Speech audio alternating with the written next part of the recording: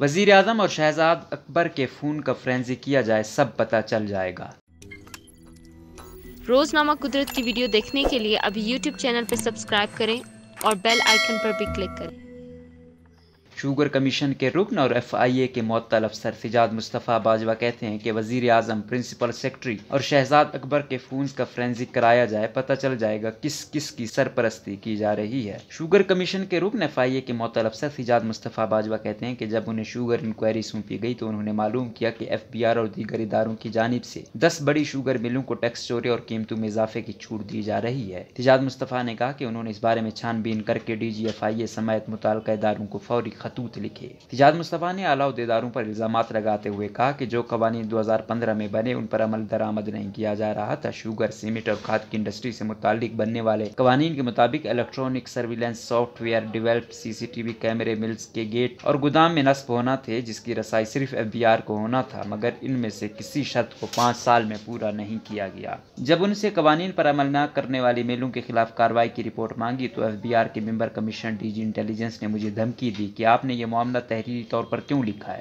انہوں نے کہا کہ جو چینی ایکسپورٹ ہو رہی تھی، دیکھا کہ ملیں 70% چینی افغانستان بھیج رہی تھی، جبکہ 70% چینی باہر جا ہی نہیں سکتی۔ انہوں نے الزام لگایا کہ ایف آئی اے کے ایک افسر ابو بکر خدا بخش سے وزیر اعظم اور شہزاد اکبر سے قریبی تعلق ہے، ہر بڑے معاملے کی انکوائری ان کو ہی دی جا رہی ہے۔ جب مجھے معطل کیا گیا تو اس وقت بھی ڈی جی ایف آئی اے کو لکھا کہ ایف بی آر سے پوچھا جائے انہوں نے جو اقدامات کرنے تھے وہ کیوں نہ کیے، اس کے بغیر ٹیکس چوری روکنا یا قیمتوں کو کنٹرول کرنا ممکن نہیں۔ سجاد باجوہ کے مطابق اسلام آباد ہائی کورٹ میں چینی کی قیمتوں میں کمی کا معاملہ بھی حکومت نے جان بوجھ کر لٹکایا۔ اس کے پیچھے ملزمان کو تحفظ دینا مقصود تھا۔ سب ملے ہوئے ہیں، مال بنا رہے ہیں۔ گجر خان جا کر پتہ کیا جائے کہ مرزا دال چاول کی ریڑھی لگانے والا کون تھا تو اتنی جائیداد اور پیسہ کہاں سے آ گیا۔ ان سے پوچھا گیا کہ شوگر مل، سیمنٹ اور کھاد فیکٹری مالکان کو کون فائدہ پہنچا رہا ہے تو انہوں نے جواب دیا کہ وزیر اعظم عمران خان، پرنسپل سیکرٹری اعظم خان اور شہزاد اکبر سمیت شوگر کمیشن ممبران کے ٹیلی فونز کا فرینزک کرایا جائے، سب معلوم ہو جائے گا کون کس کی سرپرستی کا فائدہ اٹھا رہا ہے اور کون کس کو سرپرستی کر رہا ہے۔ انہوں نے کہا کہ موبائل کمپنیاں اور پی ٹی اے ان کے موبائل کا ڈیٹا محفوظ کر لیں، کیونکہ وہ اس معاملے کی عدالت سمیت ہر جگہ اٹھائیں گے۔ وہاں اس ڈیٹے کی درخواست کروں گا، یہ نہ ہو انکوائری چلے، نمبر تبدیل یا پرانا ہونے پر ڈیٹا ختم ہو جائے۔ اپنی بھالی کے ساتھ جس نے مال بنایا جو 55 روپے سے 120 روپے تک چینی کی قیمت پہنچنے کی وجہ بنے، ان کے خلاف بھی قانونی چارہ جوئی کروں گا۔ انہوں نے کہا وزیر اعظم نے خود کہا تھا کہ انہیں بلیک میل کیا گیا، وہ بتائیں کہ کون سا شوگر مل مالک آیا اور انہیں بلیک میل کیا جس پر چینی ایکسپورٹ کی اجازت دی گئی۔ جہانگیر ترین سمیت شوگر ملزمان کے خلاف کارروائی سنجیدہ ہو رہی ہے۔ اس سوال کے جواب میں سجاد باجوہ نے جواب دیا کہ تمام inquiry additional D G F I A Abu Bakr Khuda Bakhsh کی زیر نگرانی ہو رہی ہیں۔ ابو بکر خدا بخش شہزاد اکبر کی ہدایت پر چلتے ہوئے مقدمے درج کرنے کا مقصد کیا ہے؟ ایک ہی دن میں انکوائری کے بغیر مقدمہ درج ہوگی، اس کے پیچھے کیا ہے سب سامنے آ جائے گا۔ بعض معلومات ابھی نہیں بتانا چاہتا، لیکن جلد سب کو معلوم ہو جائے گا کہ سب دکھاوا ہے۔ انہوں نے کہا کہ سوچنے کی بات یہ ہے کہ 70 سالوں میں چینی کی قیمت 55 روپے فی کلو سے کم رہی، لیکن گزشتہ 2 سالوں میں 2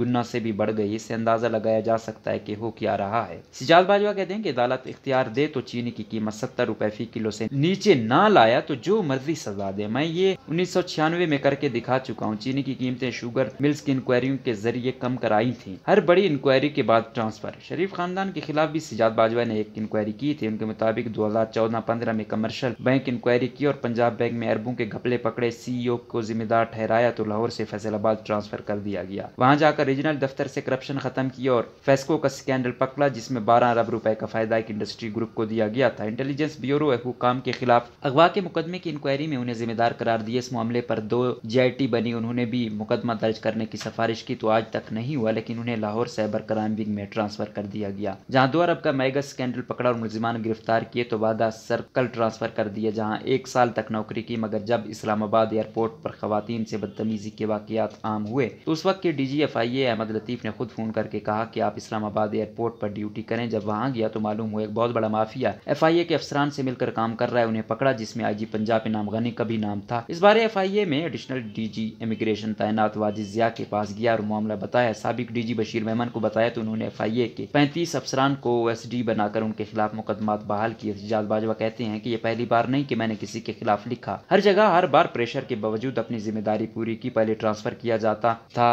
अब भी कोई मसला था तो ट्रांसफर कर देते, लेकिन मौजूदा हुकूमत कहती है इनको इबरत का निशाना बनाना है। मुझ जैसे ईमानदार अफसरान के खिलाफ तो कार्रवाई कर रही है, मगर वाजिद ज़िया की सरबराही में जिन इंक्वायरियों में 62-63 करप्ट अफसरान करार पाए, एजेंसियों ने मुतफिका रिपोर्ट्स दी कि ये करप्ट लोग हैं, उन्हें ओहदों से नवाजा जा रहा है। सिजाद बाजवा का कहना है वो अभी भी खौफजदा या परेशान नहीं, उन्हें यकीन है कि वो दोबारा अपना काम जारी रखेंगे।